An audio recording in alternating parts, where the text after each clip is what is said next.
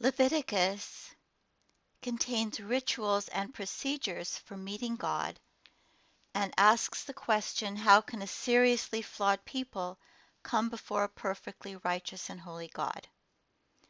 It is important to remember that Leviticus does not stand apart from Exodus because the instructions are given from the tabernacle, where the glory of the Lord has descended on the tabernacle, and it is there he gives the instructions. So this is a continuation of the tabernacle instructions.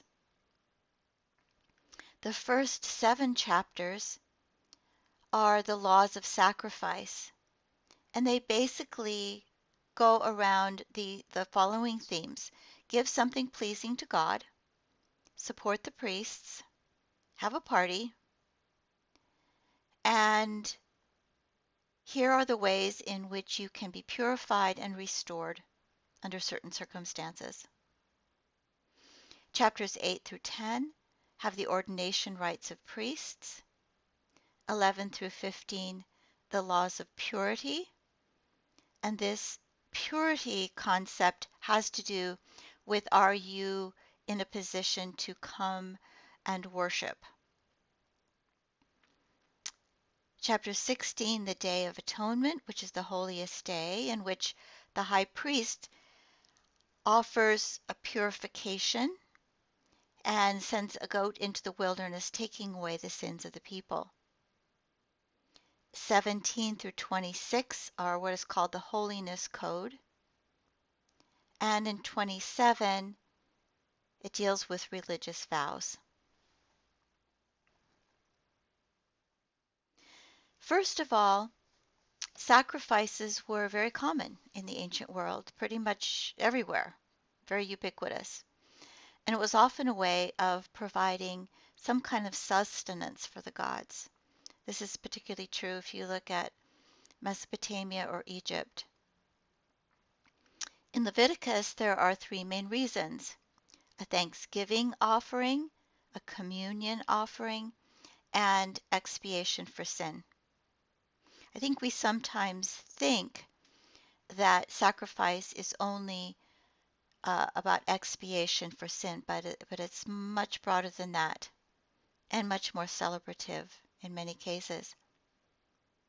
The thanksgiving offering includes the whole burnt offering, cereal, and the offering of well-being or peace, shalom. The communal reason is, again, the offering of well-being or peace. Expiation has to do with sin, the sin or purgation offering, or the guilt or reparation offering. So these are all different kinds of offerings: whole burnt offerings, cereal offerings, offerings of well-being, sin offerings, and guilt offerings. The sacrificial system then seeks to restore purity and separation from those things which are not clean or impure. Some of the Torah or law within Leviticus has to do with laws governing diet. And these are what in Jewish tradition are called kosher laws, and is based on the idea of separating clean and unclean foods. And this is kind of hard for us to wrap our minds around. Some of the applications or some of the explanations that people have given have to do with what we would consider pragmatic or practical reasons, and that really is not what is going on here. This is a world in which every part of the heavens and the earth, everything, every day, has more significance than just the material. There are symbolic things going on all the time. One anthropologist, Mary Douglas, has suggested that at creation there were 3 basic zones, elements that were established: air, water, and earth. For each element, there are creatures with what might be called normative habits and means of locomotion. So, for example, clean animals of the heavens are winged and non-predatory. In the waters, they're scaly with fins. In dry land, they're four-footed, chewing the cud, have cloven hoofs, and again are non-predatory. The non-predatory part might be seen as important because if an animal is a predator, then it contains within itself a kind of death because it has eaten other creatures. In the water, things like lobster, crab, shrimp are considered unclean because rather than swimming in the water, they are sort of creeping along the floor of the water and again are often scavengers and eating dead things. So there's some kind of connection here also with death. There are also holy times, the Sabbath, and this includes ideas of the sabbatical year and the Jubilee, which is in the 50th year. Festivals such as Passover, the Feast of Weeks, the Day of the Trumpet Blast or Rosh Hashanah, the Day of Atonement, the Festival of Booths. Passover, or the Feast of Unleavened Bread, was practiced in the spring. First Sheaf, or the Feast of Weeks, at the harvest. These are 50 days apart. This is what we call Pentecost.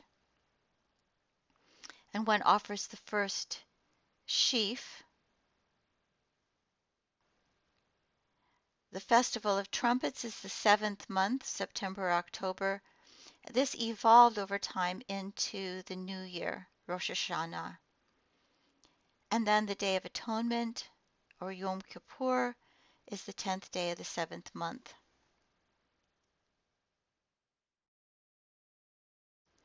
Again, the Holiness Code is based on the idea of separation of clean and unclean, and it contains sort of what we would call ethical ideas, although I'm not sure that in the ancient world they would have made that distinction.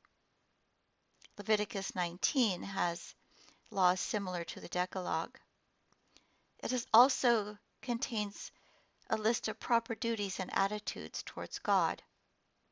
So, for example, honor parents, keep the Sabbath, keep from idols, do not steal, do not deal falsely, do not lie or slander, do not swear falsely by God's name, do not kill.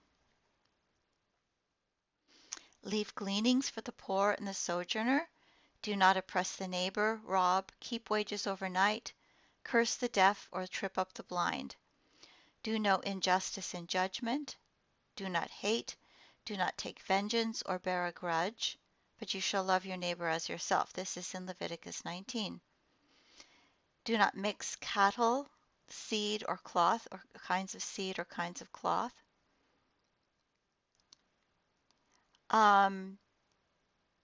Do not sleep with a slave betrothed to another.